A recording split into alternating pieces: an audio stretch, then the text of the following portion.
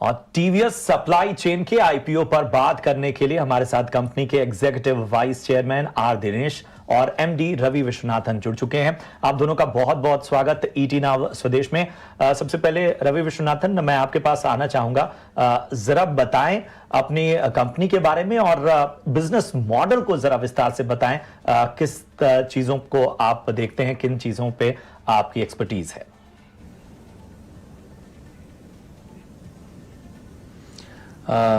Good afternoon. So let me first talk to you about the company. TVS Supply Chain Solutions company जो है वो भारत के एक multinational company है। हमारा operations US, UK, Europe, India और पैन एशिया जगह में फैले हुए हैं। और हमारा जो टर्नओवर है FY23 का वो 10,235 करोड़ का और EBITDA था 683 crores. So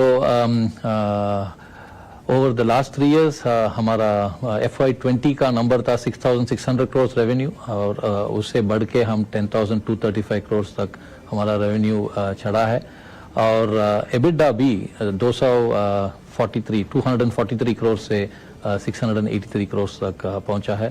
हमारा बिजनेस में बोलेंगे कि पहला है बहुत सारे डोमेन कैपेबिलिटी है जो एक्विजिशन के माते आए थे। हम पहले 2008 और 2012 के बीच में 2-3 एक्विजिशन किए थे ग्लोबली और वो बहुत हमको मदद किए हैं हमारे ग्रोथ में। दूसरे है कि हमारा नेटवर्क, ग्लोबल नेटवर्क है जो हम अपना फॉर्च्यून 500 कंपनीज जो है हमारा लिस्ट में 72 फॉर्च्यून 500 कस्टमर से हम बिजनेस करते हैं। और तीसरा ये है कि हमारा टेक्नोलॉजी स्टैक वो बहुत आगे है और वो सॉल्यूशन करने में बहुत मदद करते हैं। तो हमारा business model is based on solid capability, our global network, and third is the technological ability for us to deliver solutions to our customers globally. Okay, और जिस तरह के कस्टमर्स के बेस आप का मैं देख रहा हूं, इंटरनेशनल बड़ी बड़ी कंपनियां आपके क्लाइंट्स हैं।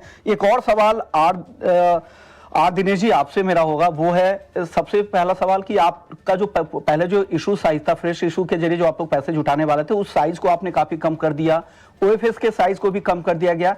क्या चिंता वैल्यूएशन के फ्रंट पर थी या कुछ और?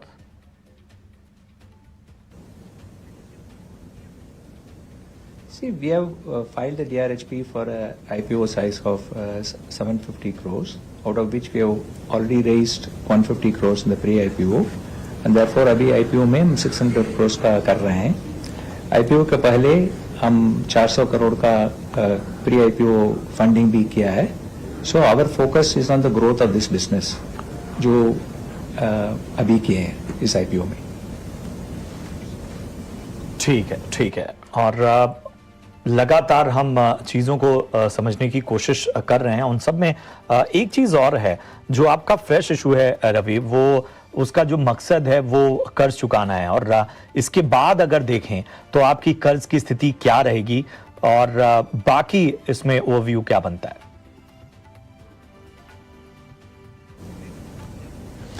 तो हमारा ग्रॉस डेट जो है अभी 1700 करोड़ है ग्रॉस डेट और हमारे पास कैश है about 1000 crore.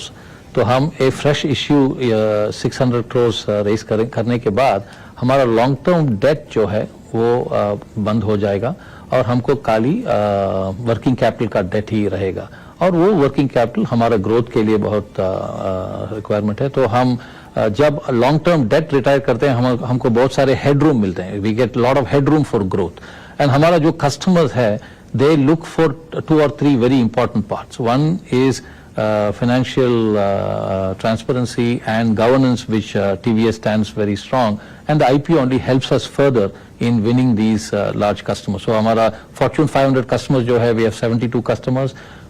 These customers are customers with whom we do multiple capabilities in different countries.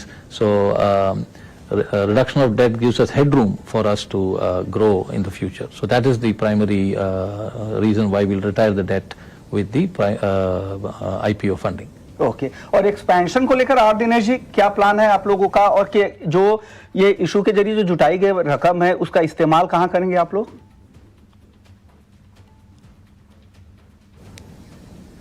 तो अब देखेंगे तो इस कंपनी का फोकस कस्टमर है। जो रवि विश्वनाथ ने बोला था, हम पहले जो एस्टैब्लिश किए थे इस कंपनी को, तो कैपेबिलिटी के लिए हम डेवलप्ड मार्केट चल गए थे और वहां से जो कंपनी हम खरीदे थे उसका कैपेबिलिटी लेके हम कस्टमर के फोकस में ही करते हैं।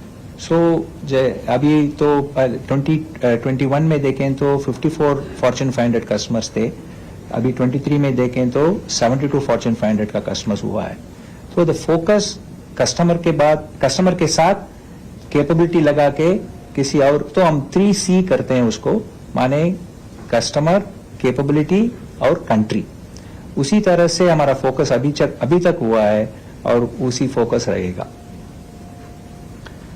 ठीक है, तो ये नजरिया मैनेजमेंट का। बहुत बहुत शुक्रिया करेंगे आर दिनेश साहब और रवि विश्वनाथन साहब, आप दोनों का ईटी नाउ स्वदेश को समय देने के लिए, और आपको और आपकी पूरी टीम को आगे के सफर के लिए ढेर सारी शुभकामनाएं। और चलिए